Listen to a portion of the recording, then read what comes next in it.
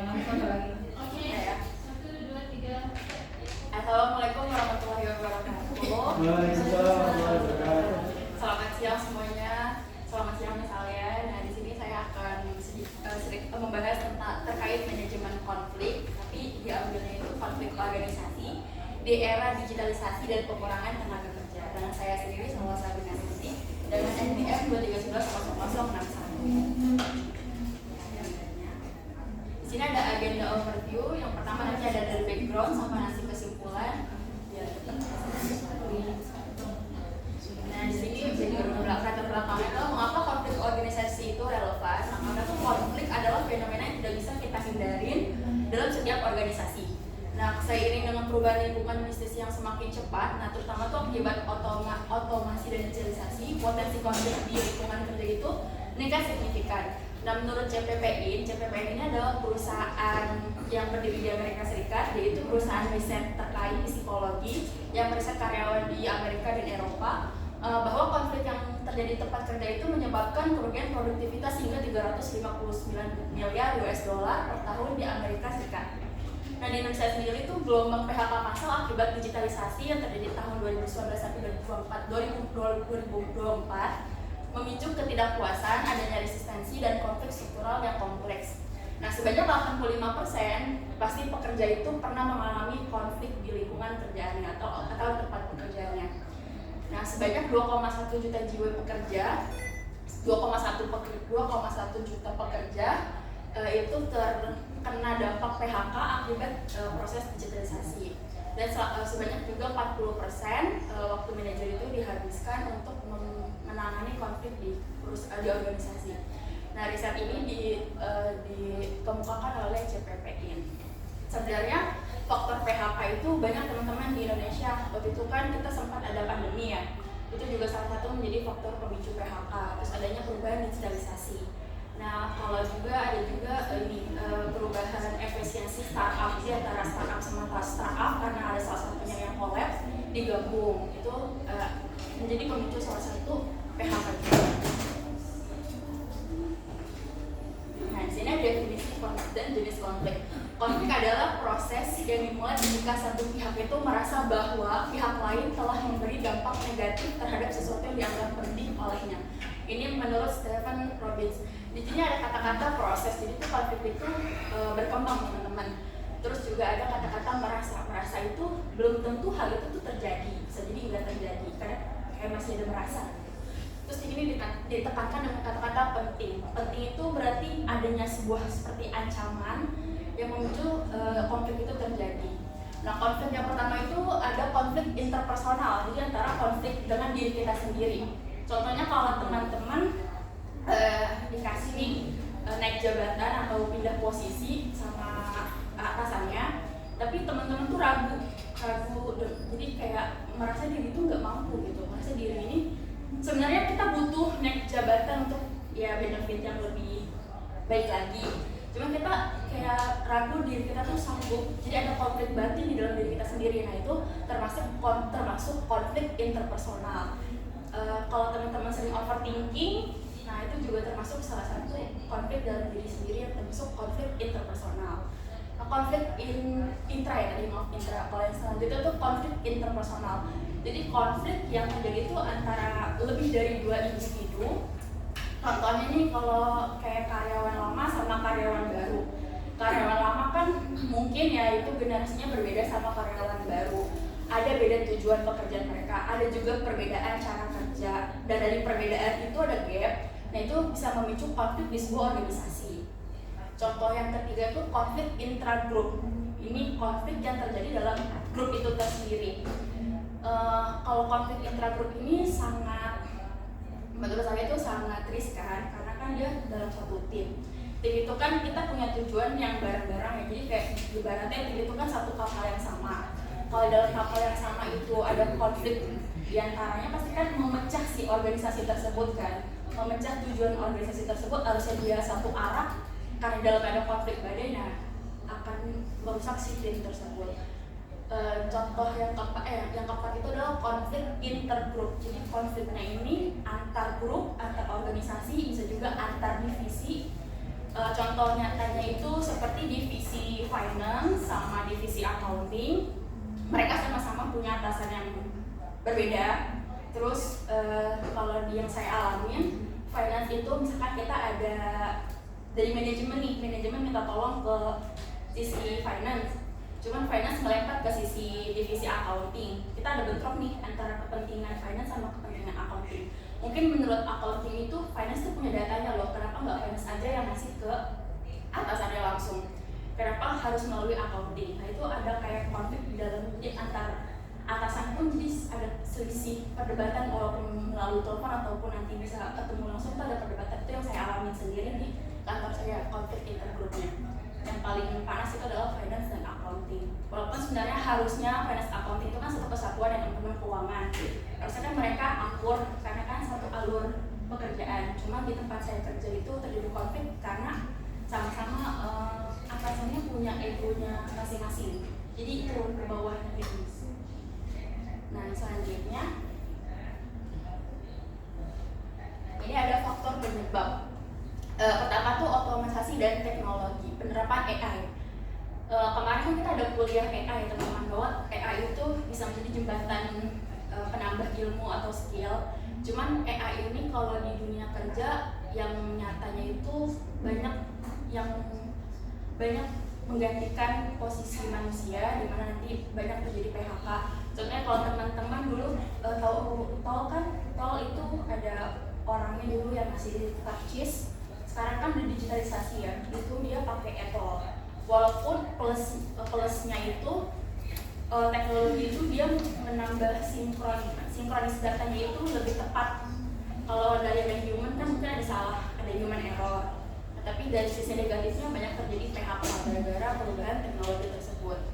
Terus PHK dan downsizing. Pengurangan PHK itu ada dua dampaknya, ada dampak yang terkena PHK-nya, ada dampak yang tidak terkena PHK di suatu perusahaan. Kalau yang di PHK mungkin dia merasa tidak adil kenapa dirinya yang di PHK dikeluarkan, dan sedangkan yang bertahan di perusahaan itu kena secara umum tuh dia konflik batinnya merasa tidak aman di perusahaan tersebut. Kayak kenapa saya yang masih bertahan, apakah saya akan di PHK selanjutnya, ada rasa ketidakamanan kerja.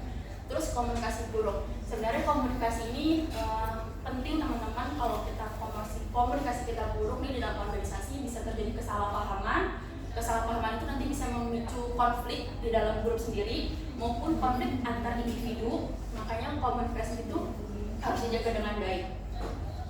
Terus ketidakadilan sumber daya. Alokasi budget, fasilitas dan perhatian yang tidak merata. Mungkin kalau teman-teman bekerja di lingkungan yang divisinya banyak, ini kejadiannya memang sedikit nyata. Jadi ada divisi yang istilahnya menjadi anak emasnya perusahaan, ada divisi yang ya udahlah gitu. Nah itu antara divisi itu konflik ya karena mereka sama-sama iri karena ada salah satu yang divisi yang di anak emasin. Terus perbedaan nilai dan tujuan, yang tadi seperti yang ada gap antara karyawan lama dan karyawan baru kan mereka memiliki tujuan kerja dan cara kerja yang berbeda. Terus tekanan kinerja, semakin besar target perusahaan semakin tinggi juga tekanan yang diberikan oleh perusahaan tersebut yang memicu konflik, maupun itu konflik di grup itu tersendiri atau konflik di dalam diri karyawannya sendiri. Nah selanjutnya itu strategi manajemen konflik. Yang pertama tuh sebelumnya kalau asertivitas itu seberapa kuat kita untuk kepentingan diri kita sendiri. Kalau yang bawahnya itu kerjasama tuh seberapa kuat keras kita untuk mempertahankan kepentingan orang lain.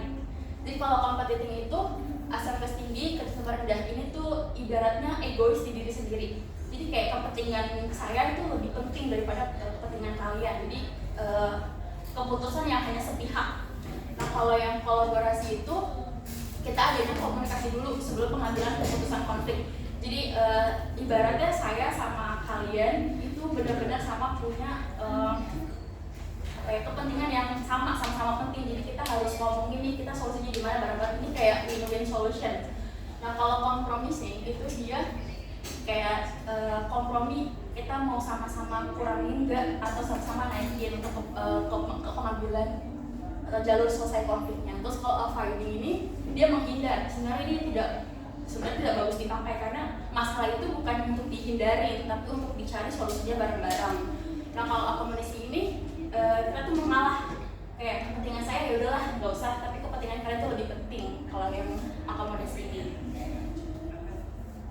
Nah ini studi kasusnya itu perusahaan Goto. Goto itu adalah perusahaan yang gabungan dari Tokopedia sama Gojek. Dia tuh merger pada tahun 2022.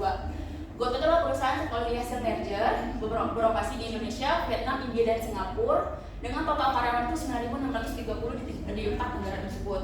Nah ini fakta PHK-nya itu pada 18 November, Goto itu resmi PHK 1.300 karyawannya atau setara dengan 12%-nya. Alasannya itu efisiensi biaya. Nah PHK-nya ini diumumkan di hari H, jadi karyawan-karyawannya PHK-nya itu diumuminnya itu di hari H-nya langsung, jadi nggak ada istilah pilih dulu siapa yang ini kayak udah tahu persiapan juga, tapi di hari H-nya langsung. Nah karyawan terdampak itu di lintas 4 negara tersebut. Nah konflik yang muncul ini ketidakpuasan karyawan atas keputusan PHK-nya itu secara mendadak. Terus persepsi ketidakadilan, proses seleksi PHK itu tidak transparan. Terus penurunan moral karyawan yang tersisa atau survivor syndrome. Nah saham Goto turun 40% dan reputasi internal terhadap arah bisnis pasca efisiensi. Nah survivor syndrome itu yang bertahan itu merasa tidak aman kalau survivor syndrome. Nah ini akan menyebabkan tadi kenapa mereka PHK itu adalah tekanan ekonomi makro global dan kerugian 14,1 triliun. Terus ada akselerasi efisiensi digital tanpa roadmap transisi karyawan. Jadi mereka ada perubahan digital drastis, tapi karyawan itu tidak, penggantiannya itu tidak terarah gitu di perusahaan tersebut. Terus komunikasi PHK-nya mendadak, tidak diumumkan tuh di hari H-nya saja. Tidak ada program reskill, tidak ada program untuk menambah skill karyawan. Nah jenis konfliknya itu ada interpersonal, kecemasan karyawan soal keamanan kerja, ada interpersonal karyawan versus manajer, soal keadilan pasca PHK-nya, terus intergroup divisi yang masih bertahan di Goto sama divisi yang sudah di-cut atau di PHK, dan struktural kepentingan investor untuk efisiensi perusahaan sama karyawan untuk stabilitas. Dampak nyatanya nih, Goto itu kan IPO itu April 2022 dan dia mengumumkan PHK 1.300 itu di tadi November 2022. Jadi dalam 1 tahun yang sama si Goto udah IPO, cuman karena ada tekanan dari investor, makanya itu dia melakukan PHK dari struktural komponen perusahaannya. Nah karena itu dia maka sahamnya itu turun karena ada kekurangan krisis kepercayaan. Ada juga dampak keduanya itu survivor syndrome. Moral karyawan yang tersisa itu menurun signifikan karena mereka merasa ketidakamanan di lingkungan pekerjaan. Reputasi employer brand Goto terdampak di komisi teknologi dan beban pesangon untuk karyawan yang di PHK dan kompensasi tambahan mereka menekan cash flow Goto. Rekomendasinya adalah change manager proaktif, terapkan model Kotter. Kotter ini nanti dia seperti kita mau digitalisasi, tapi kalau misalkan itu proses tolong sedikit lagi mas. Ya lanjut. Rekomendasi solusinya adalah change management, itu dilibatkan karyawan selalu dalam proses apapun. Proses reskill itu kalau misalkan karyawan masih butuh skill, perusahaan itu harus mengupgrade skill karyawan. Komunikasi yang transparan, tidak ada komunikasi di belakang, harus transparan terhadap karyawan. Mediasi dan mekanisme grievance itu internal ya. Oh ya, karyawan itu butuh saluran yang aman, ketidakpuasan tanpa takutnya dipecat. Penghargaan itu adalah penghargaan itu pesangon yang tadi yang kena PHK itu harus adil. Terus monitoring skill ini iklim organisasi ya, sebenarnya di perusahaan itu harus karyawan itu bisa menyalurkan bebannya atau apa ke satu orang, nanti orang ini bisa menyalurkan lagi ke HRD. Jadi kayak ada monitoring di bagian karyawannya. Kesimpulannya, konflik adalah keniscayaan dalam organisasi. Yang membedakan organisasi sukses adalah kemampuannya dalam mengelola strategis, bukan untuk menghindarinya. Nah, strategi kolaborasi itu terbukti paling efektif untuk konflik kompleks yang melibatkan perubahan struktural besar. Konflik yang dikelola dengan baik bukan hanya memecahkan masalah, ia akan memperkuat organisasi. Sekian dari saya. Assalamualaikum warahmatullahi wabarakatuh. Oke, no finish yet ya. Okay, so I want to ask you about the mediation. In this slide, maybe can you open the slide, the last. Okay, before it. Yes, me. Okay, this one. Yes. This is the condition of recommendation solution for GoTo or Gojek, Tokopedia, right? But about for the all the companies or not? Nah, Only that. because Okay. Because Indonesia. Oh iya, Indonesia. because rekomendasi ini buat perusahaan yang PHK massal secara mendadak. It's okay, but this is the recommendation. You explain it in PT GoTo. Yep. Mediation. I just want to ask you about the mediation and mechanism for grievance ya. Indonesia aja ya, oke. Suka lupa ya. Nah, tim mediator maksud saya ini tuh hanya untuk Tokopedia, GoTo aja atau seluruh company. Nah, seandainya ini untuk seluruh company yang sudah terjadi ya, yang banyak sudah dipraktekkan di luar itu, biasanya ada mediasi dan mekanisme grievance ini. Biasanya yang sudah ada mediator. Perusahaan itu kan butuh mediator untuk supaya karyawan itu punya mediator. Nah, tapi itu kan dikatakannya jangan sampai ketika menyatakan atau saran atau keluhan jangan sampai dipecat gitu ya. Nah, tapi ternyata kebanyakan yang terjadi dipecat. Nah, itu bagaimana Salwa Sebenarnya menghadapi? kalau di dunia nyata emang sekedar itu. Cuman kalau kita sebagai karyawan nggak menyampaikan permasalahan gejolak di bawah, nih Miss nggak berani ngomong ke atasan bagaimana keadaan di bawah, mungkin itu lebih konflik lagi Miss, nanti bisa jadi kayak ada demo. Makanya kita harus ada mediasi, walaupun yang orang yang satu orang ya orang yang ditujuh lah diberi kepercayaan untuk jadi mediator karyawan antar manajemen, itu mungkin ada perspektif ya mereka pasti udah pasrah sih Miss. Kalau di dunia nyata ya, tapi kan secara saran itu melakukan mediasi emang jalur pertama sebelum mereka ya konflik besar terjadi yang seperti demo yang malah merusak keadaan. Kalau menurut saya nih, ya ini anggaplah sebagai SOP ya dari masing-masing perusahaan. Tapi pada kenyataannya yang ada meskipun sudah demo sekali tetap ada pemecatan atau mungkin semacam sentimen pribadi bisa juga tidak dinaikkan jabatannya atau malah bahkan tidak misalnya dia bekerjanya yang kontrak ya, itu kontraknya tidak dipanjangkan lagi dan lain sebagainya. Hal-hal yang terjadi di lapangan yang terjadi sesungguhnya kalau saya lihat ya bukan hanya teori saja gitu, tapi memang kenyataannya seperti itu. Nah, itu bagaimana tuh Salwa menghadapi yang kenyataan misalnya di perusahaan Salwa sendiri? Orang yang monitornya ini dipecat juga. Yeah, up to you. As my question. This is the condition in saya the company. posisi sebagai apa manajemen? It's okay, up to you. What do you want? Kalau saya sebagai manajemen mungkin emang saya udah punya planning nih, walaupun ini monitoring saya dengerin. Planning? Emang saya harus meng-cut karyawan-karyawan ini karena mungkin ada tekanan yang terjadi di perusahaan saya. Oke, berarti intinya apa? SOP dari Salwa, berarti bukan planning. Ya, Coba mana? Coba sempurnakan kalimatnya. Pasti kan saya akan dengerin si mediatornya ini. Saya akan pakai yang itu win-win solution. Kolaborasi, jadi kepentingan mereka saya dengerin, tapi saya juga jelasin kepentingan si perusahaan ini. Nah, nanti terakhirnya itu kita sama-sama misalkan saya emang keputusan final saya memecat mereka, tapi saya melakukan kompensasi yang di atas itu. Jadi biar mereka walaupun Kompensasi kan saya kompensasi dengerin dengan yang di atas. saya kan sebagai manajemen, saya dengerin keluhan mereka, kita sama-sama nyari solusi bareng. Saya juga ngejelasin ngejelasin keadaan di manajemennya seperti apa. Saya juga dengerin keadaannya